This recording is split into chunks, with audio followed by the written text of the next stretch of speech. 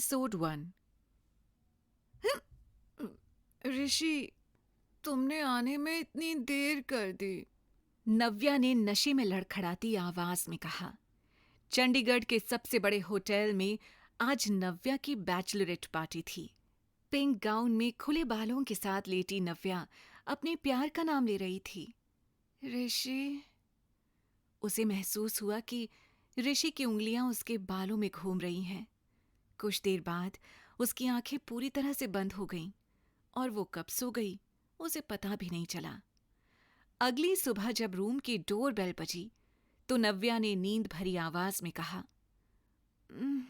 ऋषि, देखो ना दरवाजे पर कौन है। नव्या का सिर इतना भारी था कि उसकी उठने की हिम्मत नहीं हो रही थी। अगले ही पल फिर से डोरबेल की आवाज आई। लगातार डोरबेल बजने की वजह से नव्या ने अपनी आंखें खोलीं। तभी अचानक से नव्या का ध्यान सामने पड़े कपड़ों पर गया। खुद की और कमरे की अस्त व्यस्त हालत देखकर नव्या ने घबराकर खुद से कहा, मैं यहाँ कल रात ऋषि के साथ। उसे याद आया कि शादी तक वो ऋषि के साथ कुछ नहीं करना चाहती थी, लेकिन कल रात वो खुद को रोक नहीं पाई। उसने अपना सिर पकड़ा और फिर से कहा, ऋषि, कहाँ हो तुम? देखो दरवाजे पर कौन है। कुछ देर तक उसने ऋषि का इंतजार किया, पर जब वो नहीं आया तो नव्या खुद ही दरवाजा खोलने के लिए उठ गई। जैसे ही उसने दरवाजा खोला, उसके पैर लड़खड़ा गए। ऋषि को अपने सामने खड़ा देखकर उसके होश उड़ गए और उसके मुंह से निकला, तुम बाहर क्या कर रहे हो? नव्या को समझ नहीं आ रहा था कि अगर ऋषि उसके सामने खड़ा था तो कल रात उसके साथ कमरे में कौन था। वो फटी हुई आंखों से ऋषि को देखे जा रही थी, जो हाथ में बुके लिए उसके सामने खड़ा था। ये तुम्हारी क्या हालत है नव्या? आई थॉट तुम्हारी बैचलरेट पार्टी खत्म हो गई है तो हम लंच के लिए बाहर चलें, पर तुम। इतना कहकर ऋषि कमरे के अंदर आ गया। नव्या की सांसें डर के कारण तेज चल रही थीं। ऋषि बिस्तर की हालत और उस पर पड़ी एक जेंट्स टाई देखकर समझ गया था कि कल रात क्या हुआ होगा। तुम कल रात। इससे पहले कि नव्या कुछ कहती, ऋषि ने गुस्से में बुके नव्या के मुंह पर फेंक दिया। Don't you dare! अपनी जुबान से मेरा नाम भी मत लेना, ऋषि ने गुस्से में तमतमाते हुए कहा। उसकी आंखों से मानो आग बरस रही थी। 2 दिन में हमारी शादी है और तुम यहां किसी और के साथ? धोखेबाज! ऋषि ने कहा और वहां से पैर पटकते हुए बाहर निकल गया।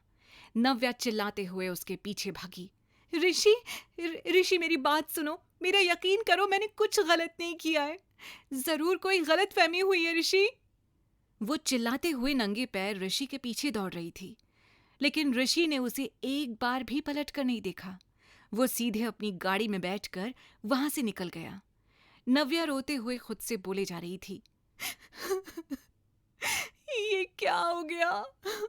मुझे कुछ याद क्यों नहीं आ रहा है? ऋषि नहीं तो कौन था मेरे साथ कल? मैं ये कैसे कर सकती हूँ मैं? एक तरफ उसे ये भयानक सवाल खाए जा रहे थे और दूसरी तरफ उसे ऋषि की गलतफहमी दूर करनी थी। दौड़ते हुए कभी उसके पैर लड़खड़ा रहे थे तो कभी उसका सिर चकरा रहा था। उसने तुरंत ऑटो किया और ऋषि के पीछे चली गई। जैसे ही उसने अपने घर यानी सिन्हा पैराडाइज की दहलीज पर कदम रखा, उसका स्वागत एक जोरदार थप्पड़ के साथ हुआ।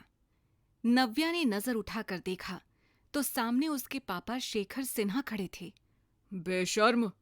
मुझे शर्म आ रही है ये कहने में कि तुम मेरी बेटी हो, शेखर ने गुस्से में चिल्लाते हुए कहा।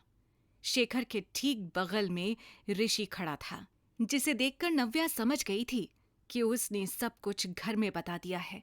पापा, एक बार मेरी बात सुन लीजिए।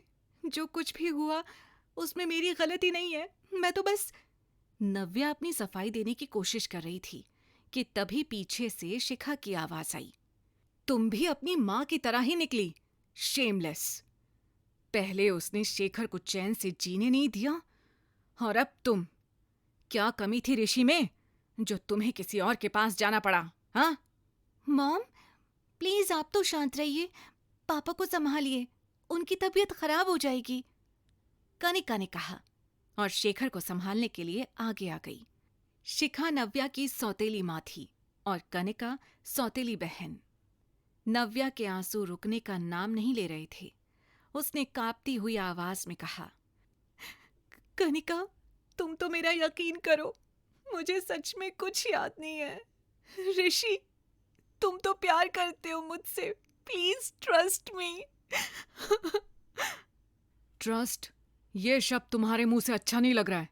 जिससे मैंने प्यार किया था वो लड़की तो कल रात ही किसी और की हो गई। ऋषि ने गुस्से में नव्या को घूरते हुए कहा। कनिका, तुम तो कुछ कहो, समझाओ ऋषि को, मैं उसे धोखा देने के बारे में सपने में भी नहीं सोच सकती। नव्या उम्मीद से हर किसी को देख रही थी, कम से कम कोई तो उसका यकीन करे, लेकिन उसे हर किसी की आंखों में अपने लिए सिर्फ और सिर्फ गुस्सा और नफरत दिखाई दे रही थी। वो ऋषि के पास आ ही रही थी कि तभी ऋषि ने हाथ के इशारे से उसे वहीं रोक दिया और गुस्से में कहा, अब बस, तुम्हें जो करना था तुम कर चुकी हो नव्या। अब मैं वो करूंगा जो मुझे ठीक लगेगा। नव्या के साथ बाकी घरवाले भी ऋषि शेखावत का इशारा समझ गए थे। जहां शेखर घबराया हुआ खड़ा था, वहीं कनिका और शिखा एक दूसरे को देख रही थी। ऋषि ने तुरंत अपनी उंगली से एंगेजमेंट रिंग उतारी और वहीं सबके सामने जमीन पर फेंक दी। ये रिश्ता अभी के अभी खत्म। I am breaking up with you Navya. अपनी ये मनहूस शक्ल दोबारा मेरे सामने मत लाना, समझी? ऋषि ने गरजते हुए कहा और वहां से जाने लगा। उसका फैसला सुनकर नव्या पूरी तरह से टूट गई थी। उसने चिल्लाते हुए ऋषि को रोकने की कोशिश की। ऋषि, मेरी बात तो सुनो, please don't do this, listen to me for god's sake. वो ऋषि को रोकने के लिए उसके पीछे जाने ही वाली थी कि तभी शेखर ने उसका हाथ पकड़ लिया। खबरदार जो उसके पीछे जाने की कोशिश भी की तो अब उससे जो भी कहूंगा मैं कहूंगा। आज जो तुमने किया है उसकी वजह से हम सबकी जिंदगी बर्बाद हो गई है। शेखर ने नव्या को घूरते हुए कहा और ऋषि के पीछे आवाज लगाते हुए चला गया। ऋषि, ऋषि बेटा, मेरी बात तो सुनो। नव्या का रो रो कर बुरा हाल हो गया था। शेखर के जाते ही शिखा और कनिका एक दूसरे को देखकर मुस्कुरा रही थीं और उसके बाद शिखा भी शेखर के पीछे चली गई। नव्या रोते हुए जमीन पर गिर गई। उसे यकीन नहीं हो रहा था कि एक ही रात में उसकी पूरी दुनिया बदल गई थी। कल तक वो जिस लड़के के साथ जिंदगी बिताने के सपने देख रही थी, वो उसके सारे सपने तोड़कर चला गया था। उसकी एक एक उम्मीद टूट चुकी थी। मैंने कुछ नहीं किया, कोई तो मेरा यकीन करो, मुझे सच में कुछ याद नहीं है। मुझे सच में लगा कि मैं ऋषि के साथ हूँ। नव्या रोते हुए बोले जा रही थी। तभी उसने देखा कि कनिका अब भी उसके पास खड़ी थी। वो तुरंत उठकर कनिका के पास गई और बड़ी उम्मीद के साथ उसने कहा, कनिका, तुम तो मेरा यकीन करो, मैं प्यार करती हूँ ऋषि से। तुम पापा को समझाओ, पापा ऋषि को समझाएंगे तो वो जरूर समझ जाएगा। नव्या कनिका से अपने प्यार को पाने की गुहार लगाई जा रही थी, लेकिन कनिका एक टक नव्या को देखे जा रही थी। उसके होठों पर हल्की सी स्माइल थी और नव्या को इस हाल में देखकर उसका दिल खुशी से गदगद हो रहा था। कनिका, कुछ तो बोलो, तुम करोगी ना पापा से बात? पापा तुम्हारी बात जरूर मानेंगे। नव्या लड़खड़ाते हुए बोले जा रही थी, पर कनिका मुस्कुराते हुए नव्या को देख रही थी। नव्या अपनी बहन का रिएक्शन देखकर शॉक्ड रह गई। कनिका ने नव्या का हाथ अपने कंधे से हटाया और मुस्कुराते हुए कहा, मैं क्या बात करूं दीदी, मैं जानती हूं कि तुमने कुछ गलत नहीं किया है, क्योंकि जो कुछ भी किया है वो मैंने किया है। कनिका की ये बात सुनकर नव्या के पैरों तले जमीन खिसक गई। वो फटी हुई आंखों से कनिका को देखे जा रही थी। इससे पहले कि नव्या कुछ पूछ पाती, कनिका ने बड़ी चालाकी से कहा, हाँ, बिल्कुल सही सुना आपने, ये सब कुछ मैंने ही किया है। कल रात जिस कमरे में तुम थी, वहां ऋषि नहीं, कोई और था। पर ये मत पूछना कि कौन, क्योंकि ये मैं भी नहीं जानती। इतना कहकर कनिका जोर जोर से हंसने लगी। मैंने ये सब इसलिए किया क्योंकि मुझे ऋषि से शादी करनी है। कनिका ने मुस्कुराकर नव्या को आंख मारते हुए कहा। नव्या ये बर्दाश्त नहीं कर पाई। उसने चिल्लाते हुए कनिका का कॉलर पकड़ लिया और कहा, हाउ डेयर यू! तुम ऐसा सोच भी कैसे सकती हो, हाँ? कनिका को अपनी बड़ी बहन की तड़प देखकर खुशी मिल रही थी। उसने बड़े प्यार से नव्या का हाथ अपने कॉलर से हटाया और हंसकर कहा, मैं ऐसा सिर्फ सोच ही नहीं सकती, कर भी सकती हूँ।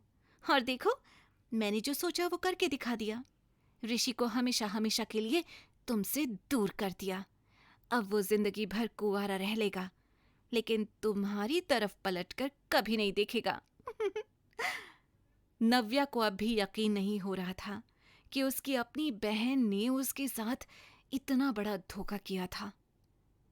बचपन से तुम्हें हर चीज मुझसे अच्छी मिली है, कपड़े, गैजेट्स, एजुकेशन, सब कुछ।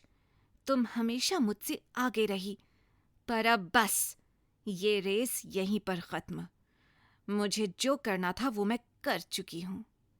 अपनी बहन को इतना नीचे गिरते हुए देखकर नव्या गुस्से से हाँफ रही थी। वो अपने गुस्से पर काबू नहीं कर पाई और उसने कनिका के पास जाकर रोते हुए कनिका को एक के बाद एक थप्पड़ मारने शुरू कर दिए। तुम मेरे साथ ऐसा कैसे कर सकती हो? कैसे? मेरे प्यार को छीन लिया तुमने। कनिका ने अपने हाथों से खुद का बचाव करने की बहुत कोशिश की, फिर जोर जोर से चिल्लाने लगी। Mom, dad! कनिका की आवाज सुनकर शेखर और शिखा भागते हुए बाहर आ गए। शेखर ने नव्या को पकड़कर पीछे किया और शिखा कनिका को संभालने लगी। मेरी बेटी को छूने की हिम्मत कैसे हुई तुम्हारी? शिखा ने चिल्लाकर पूछा। सब कुछ इसने किया है पापा, कल इसी ने मुझे वहां फंसाया। नव्या अपनी बात पूरी कह पाती उससे पहले ही शेखर ने चिल्लाकर कहा, चुप, बिल्कुल चुप, अब एक भी शब्द और नहीं। देखो अपनी बेटी की हरकतें। एक तो शेखावत परिवार के सामने हमारी इतनी बेइज्जती करवा दी, ऊपर से माफी मांगने के बजाय मेरी बेटी पर हाथ उठा रही है। शिखा ने आग में घी डालते हुए कहा। शेखर गुस्से से तमतमाते हुए नव्या को घूर रहा था। पापा, आप मेरी बात तो सुनिए। नव्या ने बोलने की कोशिश की, पर शेखर ने उसे बीच में रोककर कहा, अभी के अभी निकल जाओ इस घर से। सिन्हा परिवार से अब तुम्हारा कोई रिश्ता नहीं है। ये सुनकर नव्या सन रह गई थी। उसके हाथ पैर ठंडे पड़ गए थे। पापा, उसके मुंह से निकला। मेरी अब से सिर्फ एक ही बेटी है, शिखा। इसे कुछ पैसे दे देना। भारी गले से शेखर ने कहा और वहां से चला गया। नव्या के पास भी अब बोलने के लिए कुछ नहीं बचा था। उसे समझ नहीं आ रहा था कि उसके साथ ये क्या हो गया था। कभी वो अपने आप को कोस रही थी, तो कभी अपनी किस्मत को। पर उसे समझ आ गया था कि अब आगे का सफर उसे अकेले ही तय करना था। वो रोते हुए अपने कमरे में गई और अपना सामान लेकर घर से निकल गई। उसे आखिरी बार बाय कहने तक के लिए कोई नहीं आया था। उधर दिल्ली के सबसे बड़े ऑफिस के कैबिन में आहूजा इंडस्ट्रीज का मालिक अविनाश आहूजा अपने असिस्टेंट के साथ बैठा था। अविनाश 27 साल का यंग हैंडसम बिजनेसमैन था, जिसकी एक झलक के लिए भी लड़कियां तरसती थीं। बिजनेस वर्ल्ड में उसकी काबिलियत के साथ उसके गुस्से की भी चर्चा होती थी। सर, ये बहुत बड़ा ट्रैप था सर। उसके असिस्टेंट शशांक ने घबरा कर कहा। तो तुम ये कह रहे हो कि मैं कल रात किसी लड़की के साथ था और उसके बारे में हमारे पास कोई इन्फॉर्मेशन नहीं है? Are you out of your mind?